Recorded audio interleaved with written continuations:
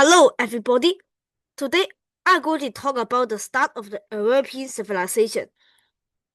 The European civilization not is being brought from Africa, which is very near to Alexandria, later to the island of Crete, and later to other places of Greece. The seed of European civilization is brought from Africa to Crete. It is brought as early as the 600,000 BC. It is very early. The Africans with Crete, though maritime trade and cultural exchange, drawn by the island's strategic position in the Mediterranean. Crete lay between Africa and Europe, making it a natural hub for the contact with Egypt and North Africa, where strong seafaring traditions flourished. Evidence from frescoes and artifacts suggest that Africans were present in Bronze Age Crete, likely as traders, sailors, or migrants. They brought root goods such as ivory, spices, and textiles, enriching minor commerce. They brought goods such as their arrival was facilitated by bustling harbors that connected Crete to distant islands, reinforcing its role as a crossroads of civilizations. Once settled, Africans adapt to Median life while contributing their own traditions. They lived in coastal towns, engaged in farming olives, grapes, and grains. They also participated in fishing and craft work. Socially, they integrated into communities, joining religious practices and artistic expressions. Frescoes from Knossos depict dark-skinned figures, hinting at their involvement in ceremonies, athletics, or performance. Housing was modest yet functional, built with stone and clay, and families lived communally, sharing resources. Africans experienced opportunity and culture, blending African influences and local traditions, and highlighting Crete's importance as a vibrant meeting point of diverse peoples in the Bronze Age Mediterranean. And then, the ancient Minoan civilization is started as early as the 3100 BC, yet it is nothing compared to the Africans that settled there as early as 600,000 BC. It is also being conquered by the Mycenaean civilization later in the 1600 BC. The Minoans developed from Neolithic roots to a sophisticated society known for palatial architecture, vibrant frescoes, and maritime trade. Their major centers, Knossos, Phaistos, Melia, and Zakros, featured labyrinth-like complexes with storerooms, courtyards, and advanced plumbing. Art celebrated nature, religion, and virtue, with famous depictions of bull leaping and marine life. The Minoans worshipped goddesses and practiced ceremonies tied to fertility and renewal. The economy thrived on agriculture, craftsmanship, and seaborne commerce, linking Crete to Egypt and the Near East. Rating systems such as the Linear A remain undisputed, reflecting their unique identity. Around 1450 BC, many palaces were destroyed, possibly by the earthquakes, volcanic eruptions, or Mycenaean conquests. Despite the decline by the 1100 BC, the Minoans profoundly influenced later Greek culture, leaving a legacy of the artistry, innovation, and myth, most famously the legend of King Minos and Labyrinth. The ancient Minoan civilization, although has been declared declined, still It is being also a founder of the ancient Greek civilization, and maybe now it is still here, but it is already mixed with the other civilizations like the Dorian civilization or the Mycenaean civilization. And then there's the Mycenaean civilization. It started from the 1600 BC, but still it is very strong at the 1400 BC to the 1100 BC.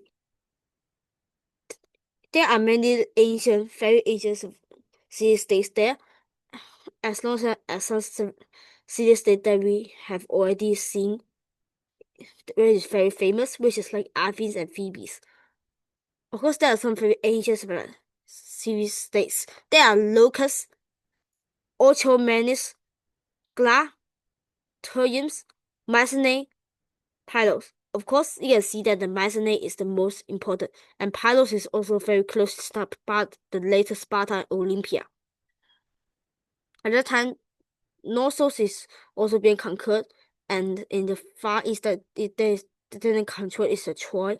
Of course, they'll control it later, but now in the very early time, they still hadn't controlled the Troy. The Mycenaean civilization flourished on the mainland Greece between the 1750 to the 1050 BC,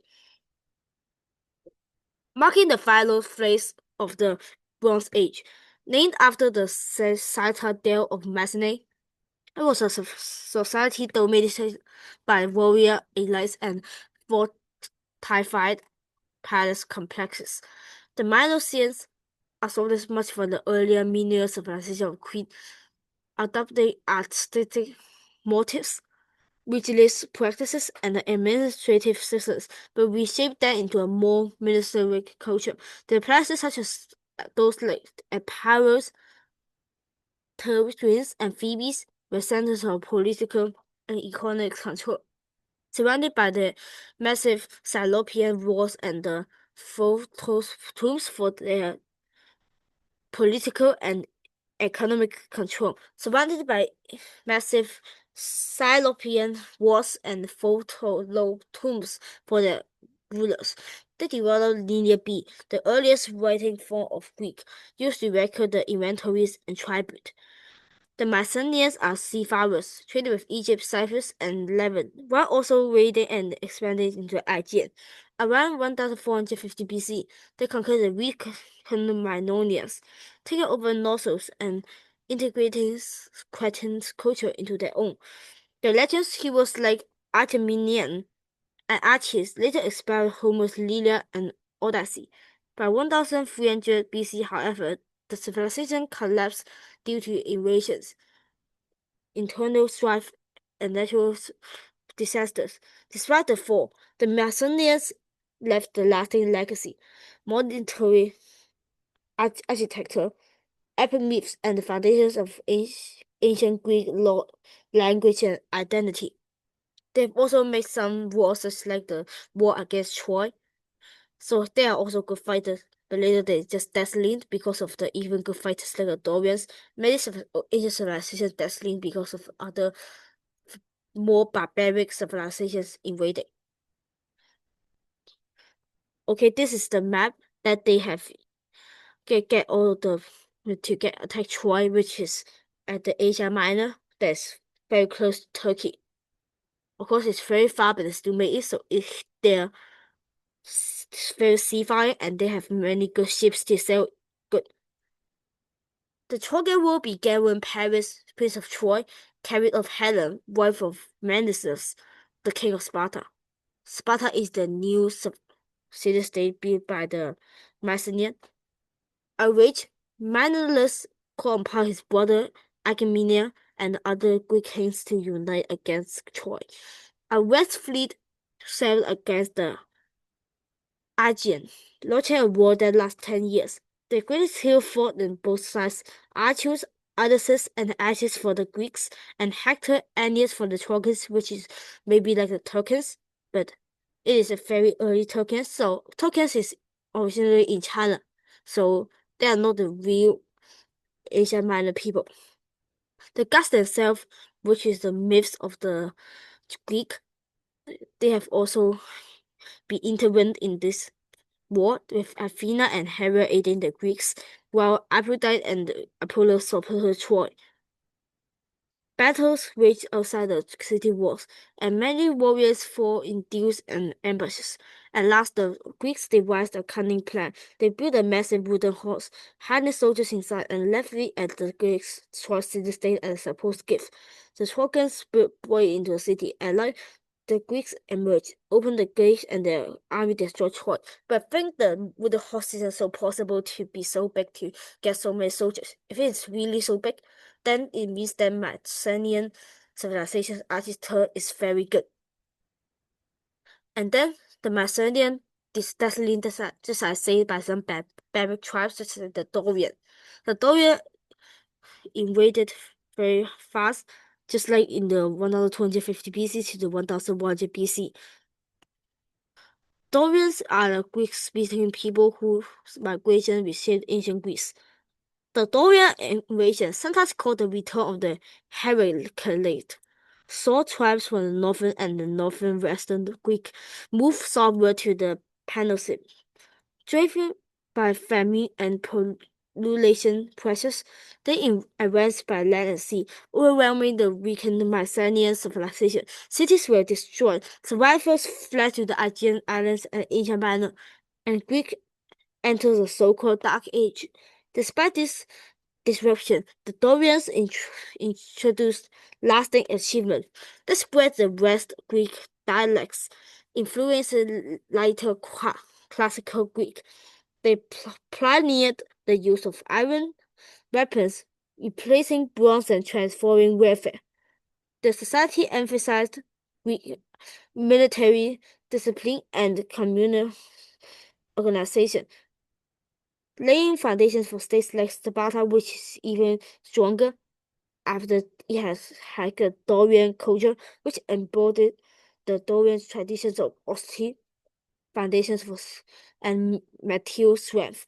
Colonies were also established in Crete and other regions. They formed many city-states in that time, and after in the 800 BC, the city is very strong, so it is very famous. Athens and Thebes isn't destroyed, so they have also been a part of Dorian afterwards. After this, we are going to explain the three ancient civilizations affecting Europe. The key features are, first, the palatial architecture. There are complex centers in Kronos, Radius, Mania, Zacros with storerooms, courtyards, and advanced plumbing. There are many arts such as the featuring the bold living, married life, and nature, the worship of goddesses to renewal. There are the maritime trade. They have a strong seafaring economy linking Crete to Egypt, the Near East, and the Aegean. There's some writing systems they have developed. They have the first writing system called the Nelia A, still undisciples, which reflecting their unique identity. They have some many good achievements. They are the first European civilization. They are regarded as the earliest civilization that influenced the later developed Europe. They have brought the culture to Europe, and they have some engineering innovations. They have very sophisticated plumbing, drainage, and multi-story buildings. They spread artistic and religious traditions across the Aegean. They have also thrived on agriculture, craftsmanship, and trade networks in the economic which lasted for many years due to these good economic traits. The legacy is the influence from Greece. They have inspired the later civilizations, which have they developed some gods, some arts, and some building techniques.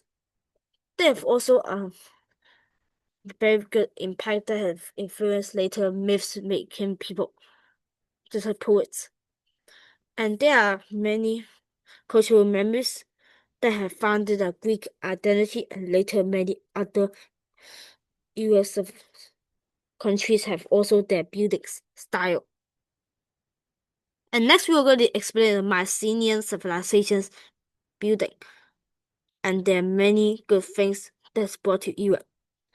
First, the society dominated by kings and nobles, settled in many places, palaces that have made the military force of Europe become stronger, and their architecture, the massive Cyclopean walls and the monumental follows, just like the beehive tombs.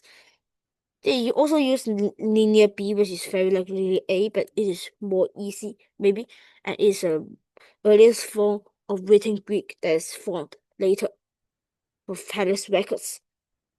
They have adopted many linear traditions, but they also emphasize military. And the achievements is the conquest of Crete. They have controlled Kronos, and they have absorbed the culture and then become many stronger.